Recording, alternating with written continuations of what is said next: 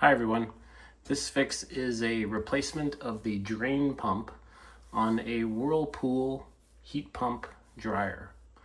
The dryer model is W11551760CHW1. I believe there's some variations on the last couple digits for color, but it's a heat pump dryer with no overboard discharge.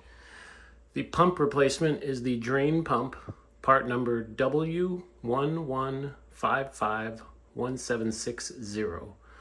I'm doing this because the dryer is making a loud squealing noise that seems to correlate to when it's discharging the water overboard.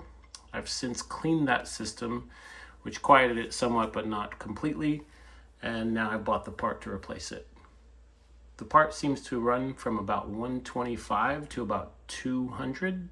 Online, I got it on eBay for about 128, and it looks like the running price is often 180 to 200. As you can see, it's got two electrical connections, an overboard drain, which connects to the back of the dryer, a float sensor there to turn it on and off, and the pump impeller on the bottom. I tried cleaning the one on board and draining the pan. That didn't get rid of the squealing noise, so I've gone to replacing the pump completely. As recommended on Reddit. It's hard to tell if it's a full fix because people haven't responded, but I benefited enough from others' videos online, and it's my turn. So if you need to do this, these are the steps. The tools needed for this repair are a wrench, just simply to remove the hose, needle nose pliers to remove some cable ties, and two sockets, one being an 8mm, the other being a 1/4 millimeter, to remove screws off the back of the dryer. Here we go. The first two steps are to unplug the dryer and disconnect the drain hose. So we'll take it out of the wall and remove it from the back of the dryer. I'm just going to use a little wrench to loosen it up.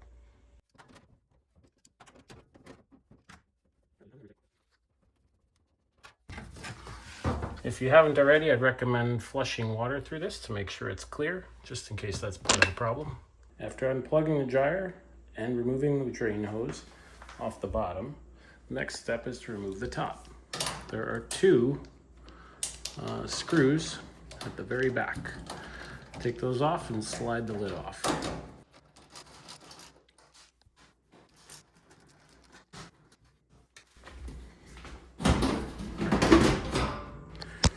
Set the top aside. It won't be needed until you're putting it back together. When I do my repairs, I like to keep the screws organized so I know what step they came from and where they should go back to. I keep notes as I go. Just works for me. You do what works best for you. The next step is to switch sockets to the 1/4 millimeter and remove a single screw just above the drain hole. It's connected to a plate back there that'll prevent the back from being removed if you don't take it out. The next step is to remove this top bar right here, as it's getting in the way of taking the back off. Two screws on the very top, we'll take those out and then it should remove pretty easily, thus freeing the back.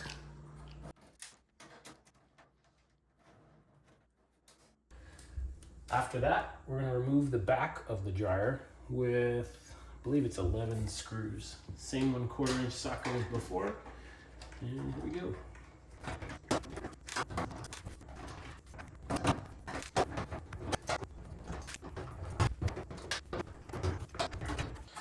All right, after removing the two screws on the top, I'm going to loosen this cable pulley just by pinching in these tabs and pushing it down through the hole. This frees up this line just so it doesn't get tugged too badly. As you can see, when we move the back, it'll get in the way. Then what we'll do is, now the top is free, the whole back comes loose. If we lift it up, slide to the side, we can get the back out of the way. Just be careful not to pull too tightly on this cable system, as that's where the power supply is, and make sure your thing is unplugged because there'll be a lot of power in there. Remember, I'll loosen that up just to free it up a little bit.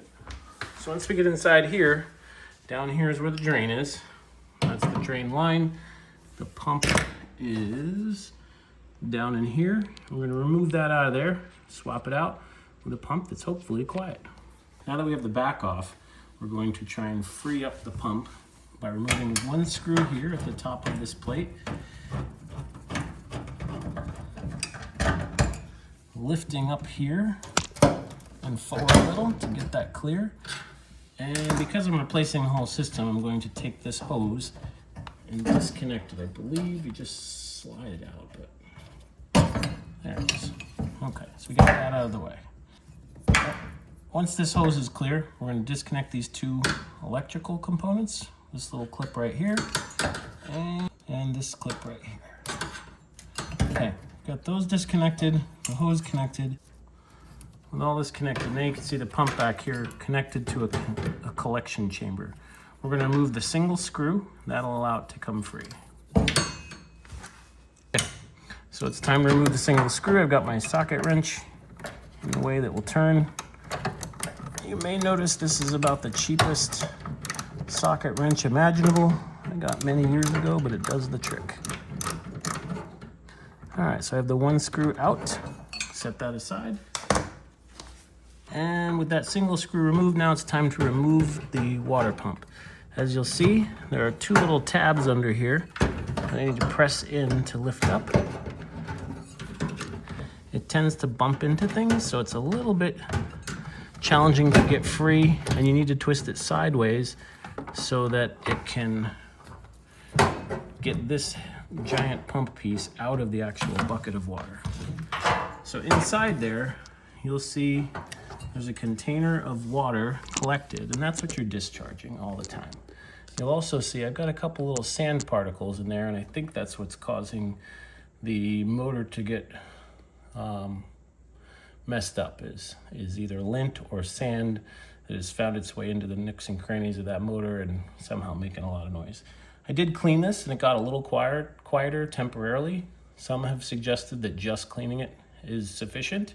It's probably a good first step. Just get in here, clean this thing out of all its debris, clean the pump, and see what happens. But in my case, I've tried that. It didn't perfectly fix it, and now it's time for the full pump. All right, a side-by-side comparison of the old pump right here and the new pump. You'll see you've got a float valve. Both seem to be working. An impeller here that sucks up the debris and sends it overboard, which is over here as well. And previously I was able to very, very gently get under these tabs here, remove this cover, and clean out the impeller. There really wasn't a lot of debris in there. I thought getting the tray clear of any sand and debris would be good enough to quiet it, but it has not been. So I went for the full replacement of this. So now it's time to put this back in.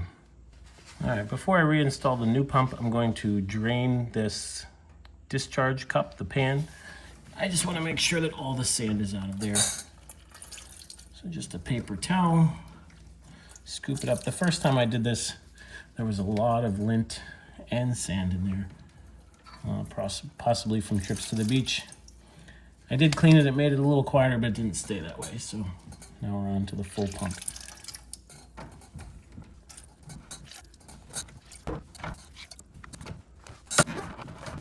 It's time to put everything back together with the new pump.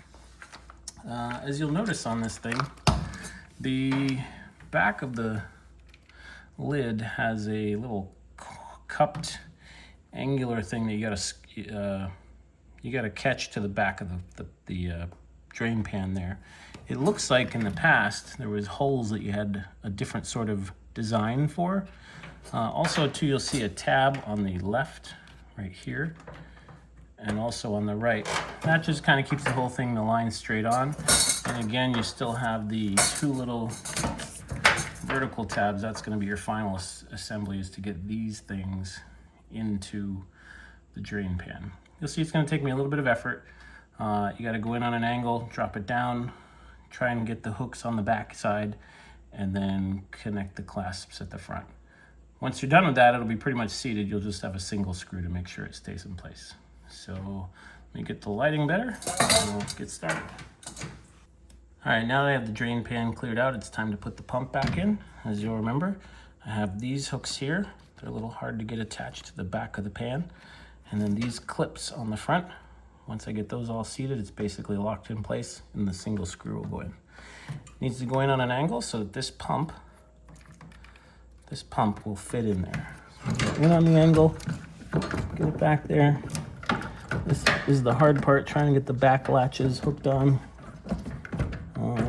It's taken me a couple attempts, but usually, well, second time anyway, I should be able to get it.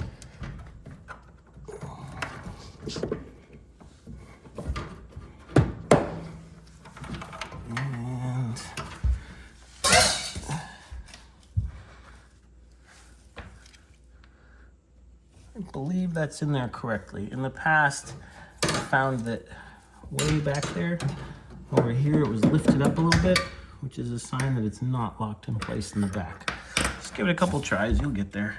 From here, I'll put the single screw in, reconnect the wires, and the pump is secure. We'll have to reattach this hose. I could do that now. I'll take the hose and reattach it to this metal plate. Alright, so that's ready. I'll put a single screw in. Here we go. Alright, so now I'm going to put this screw back in. Okay, got the single screw in. We'll reconnect the wires. Looks like they might have... Alright. Nah, the design's the same, it just looks funny. That.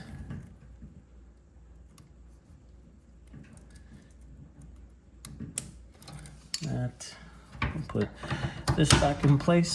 Single screw up here. Okay, with the pump cleaned, back in place, 2 cable clips connected, hose attached to this bracket, and a single screw there with it locked in down below. It's time to put everything back together. It's time to put the back on. First seating the back in this little slit right here, then connecting the top bar, and then screwing it all back in together. We've got about 12 screws, and we're almost done. And then the top. Here goes.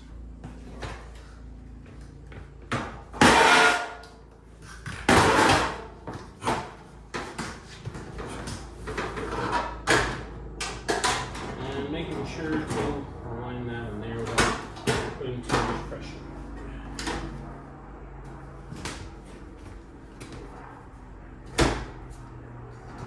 Got 2 screws, you'll remember, top right and left.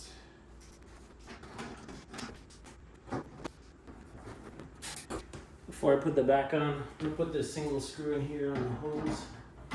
Make sure that stays attached. We've got 11 screws for the back.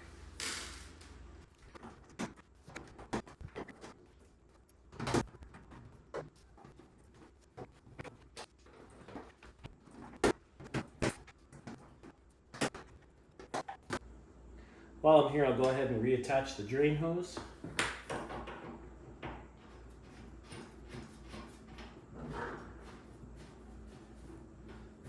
And caution, you have a metal fitting going on a plastic. You can tighten it, but not so tight that you strip the plastic. All right, now I'll put the lid back on. As you'll remember, there's just 2 screws. This little lip goes all the way to the front, slides into the tab, and then we'll secure the 2 screws in the back. As you'll remember, these 2 screws are slightly bigger than the other one at 8 millimeters, so we'll switch sockets, put them in, we're back in business. All we gotta do then is connect the drain, plug in the dryer, and give it a whirl. All right, with the lid back on, it's time to plug it back in, reconnect the drain hose, and that should solve the problem.